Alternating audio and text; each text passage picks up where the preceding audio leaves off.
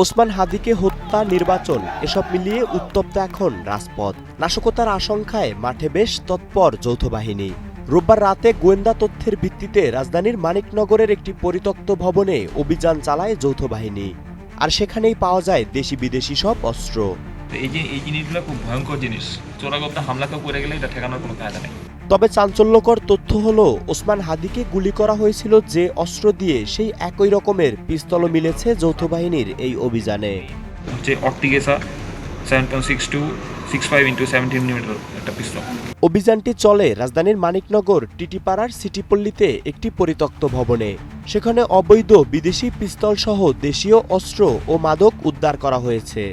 এছাড়া সন্দেহভাজন 3 জনকে আটক করেছে যৌথ বাহিনী। পরিত্যক্ত ভবনটির পাশে গড়ে উঠেছে দোকানপাট, চারপাশে টিনের বেড়া।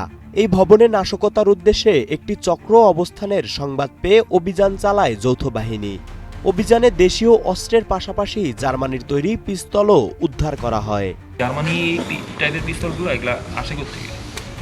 এই ধরনের পিস্তল সাধারণত আমাদের কোনো বাহিনী কর্তৃক ব্যবহৃত হয় না।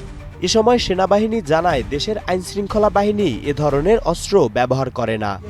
থানার এসআই ইনকিলাব মঞ্চের মুখপাত্র শহীদ শরীফ ওসমান হাদি হত্যাকাণ্ডে এ ধরনের পিস্তল ব্যবহার করা হয়েছে বলে জানান তিনি।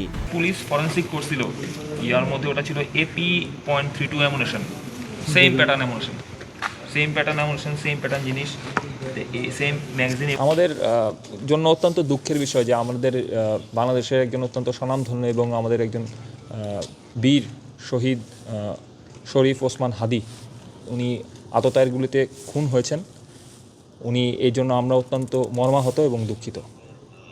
এই জিনিসটা আমাদের জন্য অত্যন্ত কষ্টের এবং আবেগের। তো এই অ্যামুনেশনটা যেটা ইউজ হয়েছে, যে ওনাকে কিলিং মিশনে যে অ্যামুনেশনটা ইউজ হয়েছিল, এটা AP.32 একটি অ্যামুনেশন, যেটারও কার্টিজ ছিল 7.65 x 17 mm। তো এই ধরনের পিস্তলের থেকে সাধারণত বা এই ধরনের প্যাটার্নের পিস্তল থেকেই এটা ব্যবহার হতে পারে বলে আমরা আশা করি বা সন্দেহ করি। আপনি যদি দেখে থাকেন, অ্যামুনেশনটা দেখা গেছে এবং অনেক জাতীয় এটা এসেছে। দেশে স্থিতিশীলতা ও নিরাপত্তা বজায় রাখতে এ ধরনের অভিযান অব্যাহত থাকবে বলে জানায় সেনাবাহিনী। বর্তমানে দেশে একটি স্থিতিশীলতা বা পরিবেশ বিদ্যমান, নির্বাচনমুখী একটি কার্যক্রম চলছে। এই ধরনের পরিবেশকে নষ্ট করার জন্যই কিন্তু মূলত এই ধরনের অস্ত্রের আনাগোনা এবং অস্ত্রের ঝনঝনানি।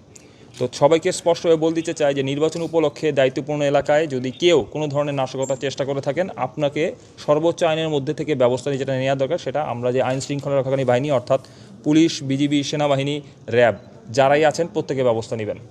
এবং কোনোভাবেই অপরাধী যে আপনি পার পেয়ে যাবেন, এটা সম্ভব নয়। একটা জিনিস সবাইকে অবগত করতে চাই যে কোনো একটি অপারেশন পরিচালনা করতে গেলে কিন্তু এটার জন্য সময় প্রয়োজন হয়, ইন্টেলিজেন্সের প্রয়োজন হয় এবং ধৈর্য ধরে কাজটা করতে হয়। অনেক ক্ষেত্রে অনেক সময় বোঝা যায় যে এখানে একটা অপরাধ সংঘটিত হচ্ছে বা এখানে আমরা অপরাধটা জানি, বাট অন গ্রাউন্ডে কিন্তু বাস্তবতার ক্ষেত্রে একজন অপরাধীকে ধরতে হলে আমাদেরকে তথ্য সংগ্রহ করতে হয়, যাচাই বাছাই করতে হয়, তার জিনিসটা নিশ্চিত করতে হয় এবং অপারেশন পরিচালনা করতে হয়, যেটা কিন্তু কোনো নাটক বা সিনেমা করে করা সম্ভব না। তো এই জন্য যে কোনো যখন অপারেশন যখন করা হয়, তো আমরা চেষ্টা করি অপরাধীকে ট্র্যাক করতে।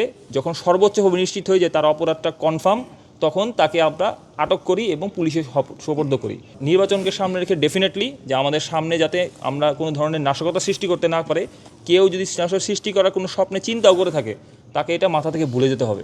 যতক্ষণ পর্যন্ত সেনাবাহিনী আছে, পুলিশ আছে, বিজিবি আছে এবং র্যাব আছে, আমরা এই জিনিসগুলোকে ছাড়বো না। আমাদের সর্বোচ্চ শক্তি দিয়ে আমরা চেষ্টা করব যাতে আমরা শান্তিপূর্ণ পরিবেশে দেশে একটা স্থিতিশীলতা বজায় রাখতে পারি। এদিকে অভিযানে বেশ কয়েকজনকে জিজ্ঞাসাবাদ করে সন্দেহভাজন 3 জনকে আটক করে যাত্রাবাড়ী থানায় হস্তান্তর করা হয়। তোফায়েল আহমেদ, বাংলা নিউজ 24, ঢাকা।